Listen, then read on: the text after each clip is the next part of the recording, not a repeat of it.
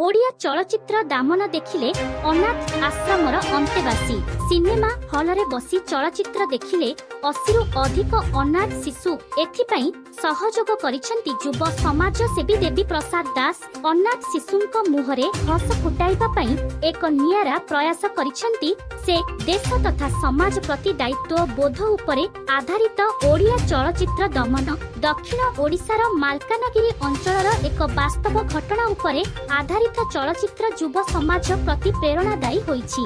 Cinema जगत रे ओडिया चलचित्रर लोकप्रियता अधिक नथिबा बेले आंध्र ओडिशा सीमावर्ती पारଳାଖେମୁଣ୍ଡି तेलुगु सिनेमार चाहिदा यथेष्ट रहिछि। एपरि स्थले ओडिया नायक बाबूसान चलचित्र रे जने डाक्तरंक प्रकृत कहानी जे जनसाधारणंकु भल पाउथिबा जने डाक्तर दुर्गम अंचल रे किपरि लोकंकु स्वास्थ्य सेवा जोगाई देबाकु आप्राण उद्यम करिसेंती जहा दर्शकंकु बेस आकृष्ट करि परिछि। तेबे एभଳି चलचित्र छात्र छात्रींक पई एक प्रेरणा पालटिछि। पाठपढ़ा सरिबा परे सरकारंक विभिन्न विभाग रे नियुक्ति पई जनसाधारणंक सेवारे नियोजित हेबाकु थिबा युवक युवतींक पई एहा उत्साहित करूछि। तेबे चलचित्र देखिबाकु सुजोग पाई पारु नथिबा अनाथ शिशु माने चलचित्र देखि बहुत खुशी होइथिबा कहिसंती। अन्य पक्षरे एही शिशुंक पई एही सहयोग न्यून मात्र बोली कहिसंती युव समाजसेवी तथा युव बिजु जनता दलर संपादक